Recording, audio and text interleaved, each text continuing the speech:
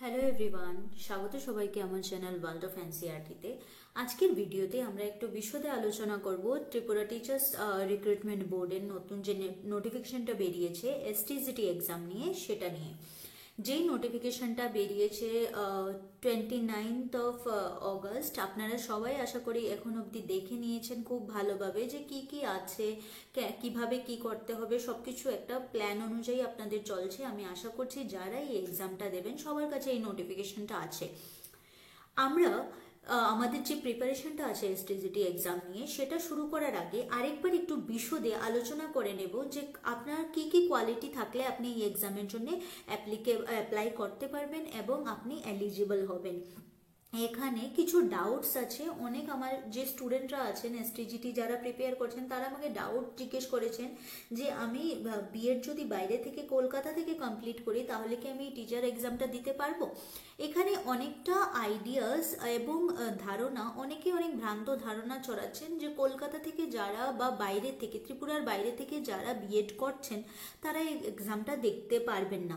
কিন্তু সত্যতাটা হচ্ছে এমনটা না। যদি আপনি এমন কোনো ইউনিভার্সিটি থেকে বিএড কমপ্লিট করে থাকেন, তা হোক ত্রিপুরার বা বাইরের, যেটা আমাদের যে ইউজিসি বোর্ড আছে এটার আন্ডারে আসে এবং ওদের একটা পুরো লিস্ট দেয়া থাকে যেটার আন্ডারে তারা অনেকগুলি ইউনিভার্সিটিকে অ্যাপ্লাই করার জন্য তারা এলিজিবল মনে করে যে এটা থেকে যদি আপনি বিএড করে থাকেন তাহলে আপনি টিচার হওয়ার জন্য যোগ্য বা আপনার যে সার্টিফিকেটটা সেটা valid.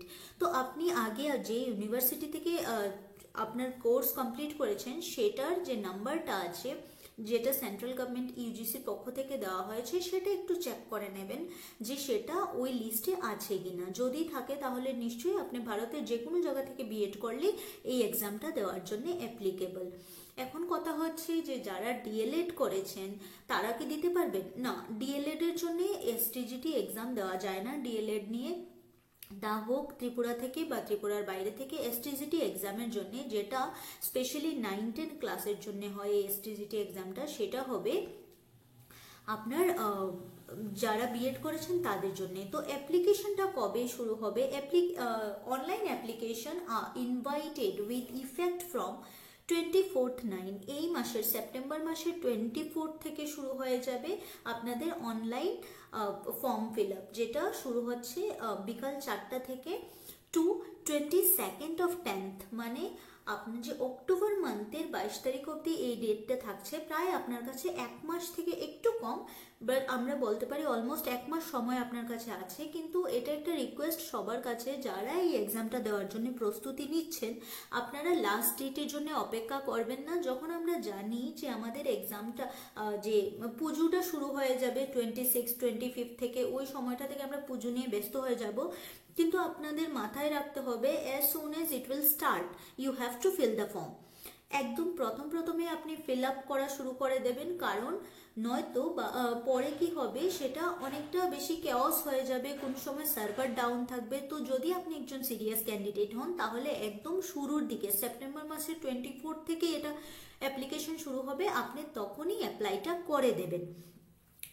From Indian nationals having permanent residence in Tripura for selection to the postgraduate teacher, এর জন্য প্রথম যে কোয়ালিফিকেশনটা রাখা হচ্ছে সেটা হচ্ছে আপনাকে ত্রিপুরার পার্মানেন্ট রেসিডেন্ট হতে হবে। মিন্স আপনার কাছে ত্রিপুরার পিআরটিসি সার্টিফিকেট থাকতে হবে। আপনি যদি আসামের হন বা আপনি অন্য কোনো কান্ট্রি থেকে এখানে এসে বসবাস করা শুরু করেন আর এখানেই পড়াশোনা করেন, কিন্তু ত্রিপুরার পিআরটিসি যদি আপনার না থাকে তাহলে আপনি এই এক্সামটা দেওয়ার জন্য এলিজিবল না। তারপর বলছে তারপর আমাদের চলে আসছে এটার একটু ডিটেলসে, যে গ্র্যাজুয়েট টিচার আমরা কাদেরকে বলবো, এর জন্য কয়টা ভ্যাকেন্সি তারা অ্যাপ্লাই করেছে। তো ইউআর এর জন্য একটা হিউজ ভ্যাকেন্সি, টোটাল 700টা ভ্যাকেন্সি এসেছে। এর মধ্যে ইউআর এর জন্য একটা হিউজ ভ্যাকেন্সি, সেটা হচ্ছে 364টা ভ্যাকেন্সি আছে। এর মধ্যে কিছু কিছু যাবে রিজার্ভেশনের জন্য। এসসির জন্য আছে 119টা ভ্যাকেন্সি আর এসটির জন্য আছে 217টা ভ্যাকেন্সি।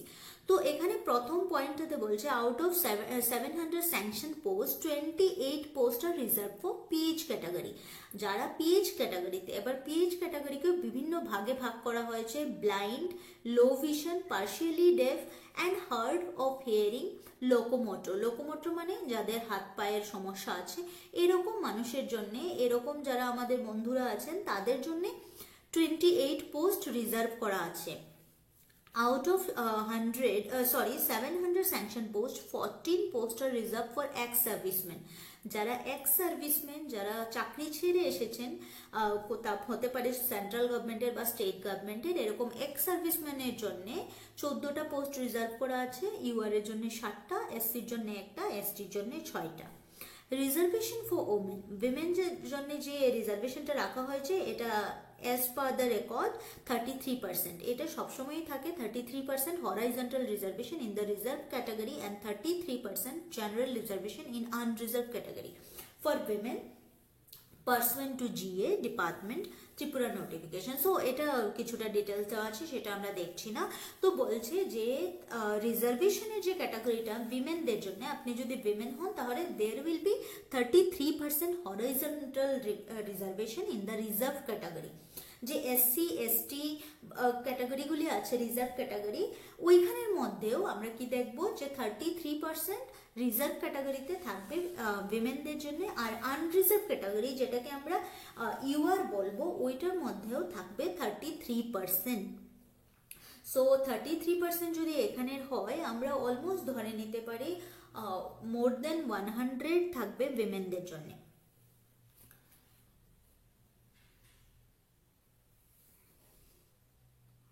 তারপর আমরা দেখছি যে number of vacant post may increase or decrease following requisition of the concern department. তো বলছে যে এই পোস্টগুলি পার্মানেন্ট না, যেটা বলা হয়েছে এটা বাড়তেও পারে আবার কমতেও পারে। এখন আসি আমরা essential minimum qualification. Minimum qualification মানে হচ্ছে আপনার এই কোয়ালিফিকেশনটা থাকতেই হবে যেটার জন্য আপনি অ্যাপ্লাই করতে যাচ্ছেন এই পোস্টার জন্য। এই কোয়ালিফিকেশনগুলি ছাড়া আপনি অ্যাটেন্ড করতেই পারবেন না এই এক্সামে। প্রথমটা কি হচ্ছে, গ্রাজুয়েট হতে হবে বা পোস্ট গ্রাজুয়েট হতে হবে, মানে আপনার বিএ, বিএসসি বা বিকম কমপ্লিট থাকতে হবে, অথবা আপনার মাস্টার ডিগ্রি কমপ্লিট থাকতে হবে from recognized university with at least 50% marks in either graduation or post graduation, and Bachelor of Education from National Council for Teacher Education recognized institution। তো এখানে যে আমি আগেও বলেছিলাম এনসিটি অ্যাপ্রুভ যে ইউনিভার্সিটিসগুলি আছে সেটা থেকে আপনাকে বিএড কমপ্লিট করতে হবে, আর গ্র্যাজুয়েশনে বা মাস্টার ডিগ্রিতে আপনার 50% মার্কস থাকতেই হবে। সেটা আবার এসসি এসটি কমিউনিটির জন্য 5% রিল্যাক্সেশন দেওয়া হয়, মানে আপনার 45% থাকলে আপনি করতে পারবেন, কিন্তু ইউআর এর জন্য এটা হচ্ছে 50%। বি নম্বরে বলছে, হ্যাঁ আমি এখন যে কথাটা বললাম সেটাই এখানে বলছে, graduate or post graduate from recognized university with at least 45% marks in either graduation or post graduation and Bachelor of Education from National Council for Teacher Education recognized institution in accordance with the National Council for Teachers Education। Okay, so যেখানে regulation অনুযায়ী বিভিন্ন regulation, যেমন 2007-এ একটা notification এসেছিল যে কারা কারা apply করতে পারবে, 2002-এ একটা নোটিফিকেশন এসেছিল, এই সবগুলি নোটিফিকেশনকে নিয়ে তারা বলছে যে আপনার যদি গ্র্যাজুয়েশন এবং অথবা পোস্ট গ্র্যাজুয়েশন 45% নিয়ে কমপ্লিট হয়ে থাকে আর বিএড সাথে থাকতে হবে, তাহলেই আপনি এই পোস্টের জন্য অ্যাপ্লাই করতে পারবেন। তারপর বলছে 4 years degree of BA BEd. অনেকে কম্বাইন্ড বিএড করেন, তাদের একটা ডাউট থেকে যায় যে আমি তো কম্বাইন্ড বিএড করেছি, আমার তো 3 ইয়ার্সের বিএ বা বিএড নেই, আমি কি অ্যাপ্লাই করতে পারবো? তো যারা 4 বছরের কম্বাইন্ড বিএড করেছেন বা BA plus B Ed, BSc plus B Ed করেছেন এনসিটি অ্যাপ্রুভড ইউনিভার্সিটিগুলি থেকে বা ইনস্টিটিউশন থেকে, তাহলে আপনি এই পোস্টের জন্য এলিজিবল। Next আসছে relaxation up to 5% in the qualifying marks will be allowed to the candidates belonging to SC ST PH category। তো এখানে যা যা বলা হয়েছে সেখানে বলা হয়েছে, যা আপনাকে মার্কস বলা হয়েছে যে এত পেলে আপনি কোয়ালিফাই করবেন সেটাতে 5% রিল্যাক্সেশন দেওয়া হবে কাদের জন্য, এসসি এসটি এবং পিএইচ ক্যাটাগরি থেকে। পিএইচ আমরা বলেছিলাম আগে ফিজিক্যালি হ্যান্ডিক্যাপড বা যারা স্পেশালি এবলড তাদের জন্য। এজ রিল্যাক্সেশন এখন কি হবে বলছে যে এই ডেট অনুযায়ী যখন থেকে আপনার যেদিন আপনার নোটিফিকেশনটা বেরিয়েছে 29 অগস্ট, সেই দিন অনুযায়ী আপ টু 40 ইয়ার্স, আপনার বয়স যদি 40 বছরের নিচে থাকে তাহলে আপনি এই পোস্টটার জন্য eligible. Upper age limit is relaxable by 5 years for SC ST PH and government servant provided that government employees belonging to SC ST PH category will not get relaxation over and above general relaxation of 5 years available to them। তো এটা আমাদের জন্য ততটা important না, আমরা শুধু এতটুকু বুঝবো যে আপনি যদি এসসি এসটি পিএইচ ক্যাটাগরি থেকে থাকেন তাহলে আপনি 45 বছর যদি আপনার বয়স হয় তারপরেও আপনি এক্সামটা দিতে পারবেন। 45 এজ অবধি রিল্যাক্সেশন দেওয়া হয়েছে। আর যারা জেনারেল ক্যাটাগরি থেকে তাদের 40 বছর বয়স হওয়া অবধি আপনি অ্যাপ্লাই করতে পারবেন, 40 অবধি বয়স দিয়ে দিয়েছে। এবার এটা বেতনটা কত হবে, বেতনটা শুরু হবে 20,475 টাকা, যেটা fixed per month being 75% of basic pay of Tripura State Pay Matrix 2018 এর পে ম্যাট্রিক্স অনুযায়ী আপনি 20,475 টাকা এটা ফিক্সড পেয়ে যাবেন আপনি 5 বছর অবধি। তারপর 5 বছরের পর আপনার স্যালারিটা বাড়বে যখন আপনার পার্মানেন্ট পোস্ট হয়ে যাবে। Equivalency of A degree. এবার ইকুইভ্যালেন্সিতে আমরা কেন আসছি, এখানে বলছে যে বিভিন্ন মানুষের বিভিন্ন রকম ডিগ্রিজ থাকে, সেটা নিয়ে তাদের একটু ডাউট থাকে যে আমি কি এটার জন্য অ্যাপ্লাই করতে পারবো নাকি পারবো না। তো আমরা দেখছি equivalency of A degree, graduation or post graduate will be ascertained by equivalence committee formed by the education department. For examples, whether or not MSc Nuclear Physics is equivalent to MSc Physics will be determined by equivalence committees. তো সেখানে বলছে যে যেমন ধরুন একজন মানুষের MSc আছে, MSc in Physics, তো ও এমএসসি নিউক্লিয়ার ফিজিক্সে করেছে একজন, আরেকজন করছেন এমএসসি ইন ফিজিক্স। তো দুইটাই কি সেম পোস্টের জন্য দুইজন মানুষও কি অ্যাপ্লাই করতে পারবে, দুইটা কি ইকুইভ্যালেন্ট? এটা ডিসাইড কারা করবে, এটা ডিসাইড করবে ইকুইভ্যালেন্স কমিটি। সেখানে বলছে candidates claiming equivalency of degree will be allowed provisionally to appear. তো বলছে যারা এরকম ধরনের অ্যাপ্লাই করছেন, যেমন বলা হয়েছে যে তোমার গ্রাজুয়েশন থাকলে তুমি অ্যাপ্লাই করতে পারবে। এবার কেউ এসে বলছে যে আমি তো ইঞ্জিনিয়ারিং কমপ্লিট করেছি, এটাও তো এক রকমের গ্রাজুয়েশন, তো আমি কি অ্যাপ্লাই করতে পারবো, আমি বিএড করে নিয়েছি। তো সেটা কি হবে, তাদেরকে প্রভিশনালি এক্সাম দিতে দেওয়া হবে। বলছে degree will be allowed provisionally. Selection test for graduate teacher. Such candidate must apply to the board by 22nd October 2025 along with self-attested photocopy of mark sheet of the degree for which the candidate is claiming equivalency. Application thus received will be forwarded to the equivalence committee for decision and decision of equivalent committee will be final. এবার আপনার যদি ধরুন আপনি fashion designing এ masters করেছেন বা graduation করেছেন, তো আপনি কি টিচার হওয়ার জন্য অ্যাপ্লিকেবল? বা আপনি যদি ইঞ্জিনিয়ারিং করে থাকেন, যেটা জেনারেল কোর্সের আন্ডারে আমরা ধরি না, সেটা একটা আলাদা প্রফেশন, আলাদা টিচিং থেকে একটু আলাদা হয়। তো তারা যদি অ্যাপ্লাই করতে চান তাহলে 22 অক্টোবরের আগে সবার জন্য এই ডেটটা দেওয়া হয়েছে। কবে আপনারা দেখে নেবেন, কিন্তু 22 অক্টোবর অবধি এমন সবাইকে অ্যাপ্লাই করতে হবে যারা জেনারেল সাবজেক্ট নিয়ে মাস্টার্স বা গ্রাজুয়েশন করেননি। তো তাদেরটা কি হবে, আগে সেটাকে পাঠানো হবে ইকুইভ্যালেন্স কমিটির কাছে তাদের অ্যাপ্লিকেশনটা। এর জন্য তারা কি করবেন, সব কয়টা মার্কশিটের ফটোকপি করে সেলফ অ্যাটেস্ট করে তারপরেই ইকুইভ্যালেন্সির জন্য ক্লেম করতে পারবেন টিআরবিটিতে। তো টিআরবিটি কি করবে তখন, সেটা ইকুইভ্যালেন্স কমিটির কাছে পাঠানো হবে। আর ইকুইভ্যালেন্স কমিটি যদি আপনাকে পারমিশন দেয় যে হ্যাঁ আপনি এক্সাম দিতে পারবেন, যদিও আপনি ফ্যাশন ডিজাইনিংয়ে গ্রাজুয়েশন করেছেন বা অন্য কোনো কিছু বিবিএ করেছেন, এমবিএ করেছেন, আপনি এটার জন্য ইকুইভ্যালেন্ট বা আমরা আপনার অ্যাপ্লিকেশনটা রাখবো, তাহলেই আপনি দিতে পারবেন। If a candidate applied for STCT and secures a marks enough to be recommended for recruitment, but the equivalence committee has given decisions that she or he does not have an equivalent degree required for the post for which he/she applied, his/her candidature will be rejected without further notification, and his/her name will not be recommended for the concerned department for recruitment. তো বলছে আপনি তো ইকুইভ্যালেন্সির জন্য apply করে দিয়েছেন, আপনি এক্সামও দিয়েছেন, তারপর আপনি খুব ভালো একটা স্কোর করলেন, কিন্তু আপনি দেখলেন লিস্টে আপনার নাম নেই। তখন আপনাকে বুঝে নিতে হবে যে আপনি যে ইকুইভ্যালেন্সির জন্য অ্যাপ্লাই করেছেন, আপনি যে ডিগ্রি থেকে গ্র্যাজুয়েশন বা মাস্টার ডিগ্রি কমপ্লিট করেছেন, সেটা এই পরীক্ষার জন্য অ্যাপ্লিকেবল না, বা আপনাকে রিজেক্ট করা হয়েছে আপনার অ্যাপ্লিকেশনটা। তখনই আপনি গুড মার্কস পাওয়া সত্ত্বেও আপনার নামটা রেকমেন্ডেড লিস্টে আসবে না, বা আপনাকে ফার্দার যে অফার লেটারটা সেটা পাঠানো হবে না, বা আপনার ভেরিফিকেশনের জন্য আপনাকে ডাকা হবে না।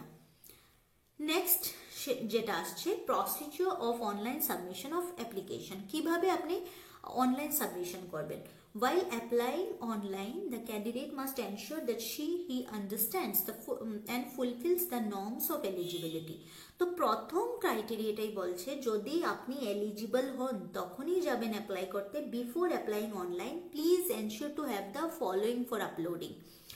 সেখানে আপনার অ্যাপ্লিকেশনে যাওয়ার আগে দুইটা জিনিস মাস্ট রাখতেই হবে, সেটা হচ্ছে scanned image of latest passport size photograph of candidate in JPEG format only, size up to 100 KB। আপনার যে ফটোটা যে ক্যাটাগরিটা হবে সেটা হবে JPEG ফর্ম, আর এটা 100 KB ভিতরে থাকতে হবে। স্ক্যান্ড ফটো হতে হবে latest passport size. Scanned image of full signature of the candidate. এবার আপনি একটা খাতার মধ্যে আপনার সিগনেচারটা দেবেন, সেটাকে ফটো নিয়ে সেই ফটোটাকে স্ক্যান করে ওইটাকে জেপেগ ফর্মে আনবেন, যেটার সাইজ হবে 60 KBর ভিতরে। এই সিগনেচার এন্ড ফটো এই দুইটা হচ্ছে কম্পালসারি। সেখানে কয়েকটা কিছু বলা হয়েছে যে it must be ensured that image of the photograph and full signature of the candidate for uploading must be clear, or else your candidature will be summarily cancelled without further notification। এবার আপনি একটা photo দিলেন বা signature দিলেন যেটা বোঝা যাচ্ছে না, যেটা ব্লার, তো সেখানে আপনার অ্যাডমিট কার্ড আসবে না বা আপনার ক্যান্ডিডেচারটা বাতিল হয়ে যাবে যদি ফটোটা আর সিগনেচারটা স্ক্যান্ড বা ভালোভাবে ক্লিয়ার না হয়। Admit card will not be generated if any irrelevancy is noticed in image of the photograph and full signature। তো আমি যেটা এখন বললাম যে আপনার অ্যাডমিট কার্ডই জেনারেট হবে না এক্সামের জন্য যদি আপনার ফটোটা আর সিগনেচারটা ব্লার হয় বা স্ক্যান্ড হয় না, বা এই যে ক্রাইটেরিয়া তারা বলেছে 100 KB বা 60 KBর ভিতরে না হয়। তো এই দুইটা জিনিস নিয়ে আপনারা খুব বেশি সচেতন থাকবেন। Uploading of any relevant photograph signature will invite cancellation of irrelevant photograph signature will invite cancellation of candidature and appropriate actions। তো যদি কেউ, অনেক মানুষ এমন থাকে যে দুষ্টামি করে অনেক রকমের ফটো দিয়ে দিতে পারে, আপলোড করে দিতে পারে, তো তারা কি করবে, তাদের অ্যাকশন হবে, তাদের উপরে অ্যাকশন নেওয়া হবে আর ক্যান্ডিডেচার তো বাতিল হবেই। D number বলছে online application can be submitted by logging on to the official website of Teachers Recruitment Board, যেটাকে ত্রিপুরা under www.trb.tripura.government.in। এটা আপনারা খুব মার্ক করে রাখবেন, এটাতে গিয়ে আপনি অ্যাপ্লিকেশনটা করতে পারবেন and by no other means। আর কোনো ওয়েবসাইট থেকে আপনি ফর্ম ফিল আপ করতে পারবেন না।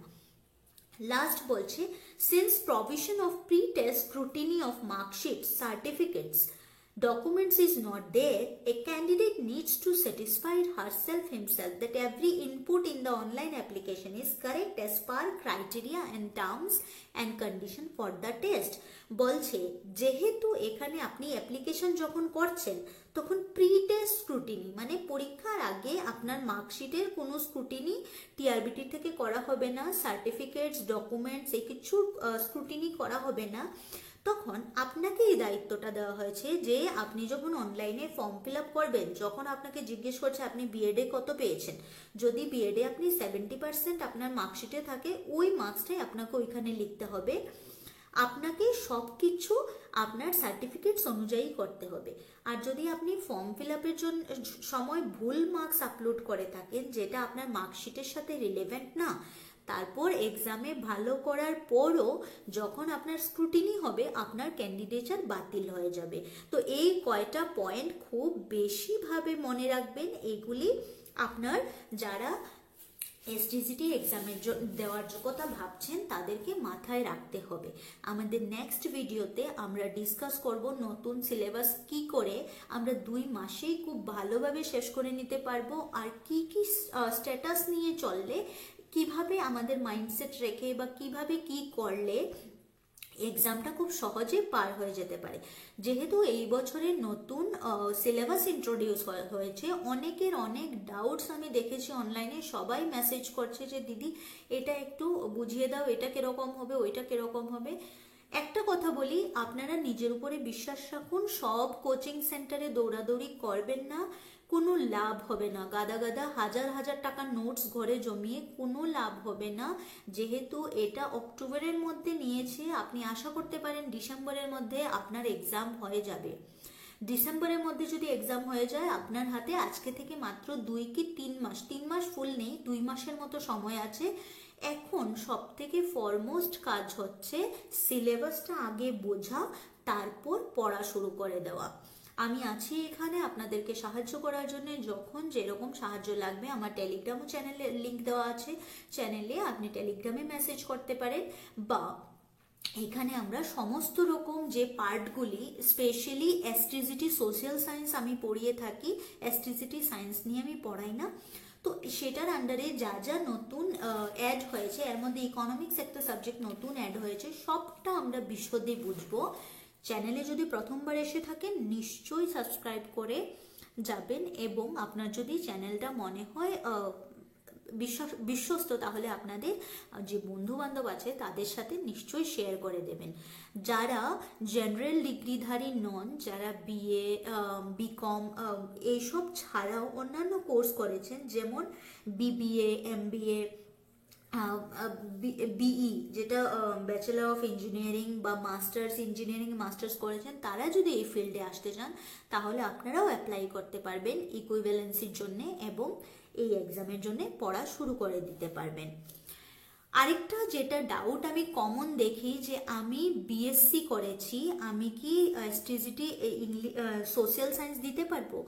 নিশ্চয়ই পারবেন, এটার জন্য কোনো বাধ্যবাধকতা নেই। আপনি আপনার কোয়ালিফিকেশন যাই হোক, তা বিকম হতে পারে, বিএসসি হতে পারে, বা বিএ হতে পারে, 3টা সেগমেন্ট থেকেই আপনি জেনারেল সায়েন্স, জেনারেল যে সায়েন্সটা, হ্যাঁ নট জেনারেল সায়েন্স, সোশ্যাল সায়েন্সের যে পার্টটা আছে এসটিজিটি, সেটাতে অ্যাপ্লাই করতে পারবেন, সেখানে কোনো বাধ্যবাধকতা থাকে না।